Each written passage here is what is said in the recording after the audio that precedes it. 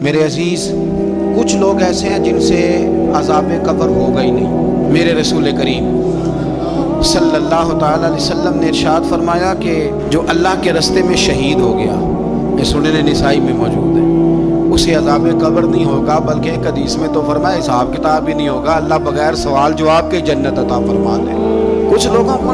لوگوں کی بخشش پہ بھی مسئلہ ہی بنتا ہے کہ کوئی بخشا نہ جائے۔ اور ایک صاحب کہہ رہے تھے جی یہ کیا معاملہ ہے کہ جمعے کو بندہ مر گیا یا فلانا ہو گیا تو اس سے حساب کتاب نہیں ہوگا، اتنے بڑے جرم لوگوں نے کہ اتنے پاپ، اور جمعے کو مر گیا تو بخشا جائے گا۔ تو میں نے کہا جرموں کا بھی اسے حساب اللہ لے لے گا، لیکن میاں حساب کتاب کی ڈیوٹی نہ اللہ کی ہے تو بہتر یہ ہے کہ اسی کے ہاتھ میں رہے، تو نہ اپنے ہاتھ میں لینے کی کوشش کر۔ سنن ترمذی کی حدیث۔ ہمیں پتہ نہیں کیا مصیبت ہے، ہمیں پتہ نہیں کیا مسئلہ ہے۔ ایک جنازے سے میں نکلا، آپ یقین کریں کبھی کبھی کلیجہ پھٹ جاتا ہے۔ میں ایک جنازے سے نکلا تو میرے ساتھ ایک بندہ جنازہ پڑھ کے نکلا تو کہنے لگا جی پیر صاحب دیکھیں آج کتنی دنیا آئی ہے، حالانکہ یہ بندہ اس طرح کا تھا، اس طرح کا تھا، اس طرح کا تھا۔ میں نے اسے کہا یار تجھے تو فکر ہی لاتی ہے کہ جنت میں چلا ہی نہ جائے، تو اس طرح کرنا جنت کے دروازے کے سامنے کھڑے ہو جانا ڈنڈا لے کے کہ میں نے نہیں جانے دینا۔ شرم آنی چاہیے ہمیں۔ اللہ فرماتے ہیں جنت اتنی چوڑی ہے جتنے زمین و آسمان ہے، اس کی چوڑائی زمین اور آسمان کے برابر ہے، تو ہم تو اپنے علاوہ کسی کو جانے نہیں دینا چاہتے جنت میں۔ اور بس کریں، جنت خدا کا فضل ہے، اور اللہ فرماتے ہیں میرا فضل میں جسے چاہتا ہوں عطا کرتا ہوں۔ یہ سنن ترمذی کی حدیث، اور اس کے راوی حضرت عبداللہ ابن عمر رضی اللہ تعالیٰ عنہ، نبی پاک علیہ السلام نے فرمایا جو مسلمان جمعے کے دن یا جمعے کی رات کو فوت ہو، اس کو اللہ تعالیٰ قبر کی آزمائش سے محفوظ رکھتا ہے۔ جو جمعے کی رات فوت ہو جائے یا جمعے والے، یعنی جمعے رات اور جمعے کی درمیانی رات چلا جائے یا جمعے والے،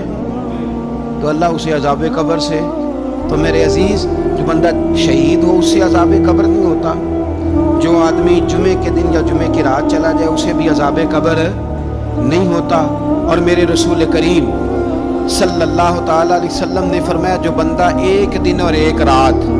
یہ حدیث صحیح مسلم میں، سنن ترمذی میں، مصنف عبدالرزاق میں موجود ہے، ایک دن اور ایک رات اللہ کی رضا کے لیے اسلامی سرحد پہ پہرا دے۔ میں اور آپ سوئے ہوئے ہیں، لیکن وہ لوگ جو فوجی بارڈروں پہ کھڑے ہیں، دیکھو مدینے والے محبوب کس کس پہ کرم فرماتے ہیں۔ ساری عمر نہیں، 24-25 سال کی سروس نہیں، فرمایا ایک دن اور ایک رات اللہ کی رضا کے لیے جو اسلامی سرحد پر پہرا دے، مسلمانوں کو کافروں سے بچائے، رب اسے عذاب قبر نہیں دے گا، اسے اللہ تعالیٰ اپنے فضل سے معاف فرما دے گا۔ ایک رات اور ایک، آپ کیا سمجھتے ہیں کہ ان فوجیوں کی کوئی چھوٹی شان ہے، ان کا کوئی چھوٹا مرتبہ ہے؟ ایک دن اور ایک رات اگر یہ پہرا دیں تو اللہ انہیں اتنا انعام عطا کرتا ہے۔ اسی طرح سن لو، یہ ذرا غور سے سننا، ابن ماجہ کی حدیث، اور اس کے علاوہ مسند ابو یعلا میں موجود حدیث کے راوی حضرت ابو ہریرہ رضی اللہ تعالی عنہ،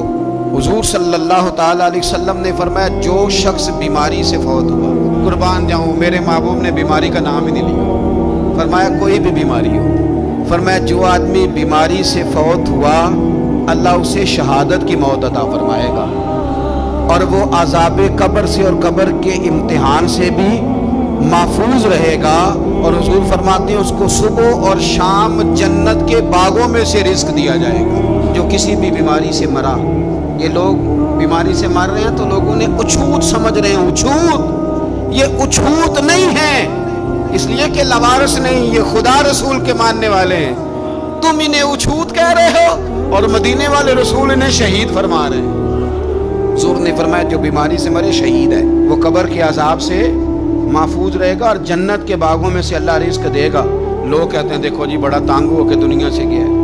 تو اس بندے کو بھی عذاب قبر نہیں ہوتا۔ اسی طرح جو بندہ سورہ ملک پڑھتا ہے، سنن ترمذی میں حضرت ابن عباس سے روایت ہے کہ حضور صلی اللہ علیہ وسلم کے ایک صحابی نے ایک جگہ خیمہ لگایا تو وہاں سورہ ملک پڑھنے کی آواز آتی تھی، کوئی بندہ پڑھنے والا نظر نہیں آتا تھا۔ جب حضور کی بارگاہ میں عرض کیا تو فرمایا وہاں قبر تھی اور قبر کے اندر بیٹھ کے میرا صحابی سورہ ملک کی تلاوت کر رہا۔ اگر ہمیں خسرہ نمبر یاد ہو جاتا ہے نا اپنی جگہ کا، اور ہمیں پتہ ہوتا ہے کہ میرے والا حصہ کتنے کروڑ کا ہے،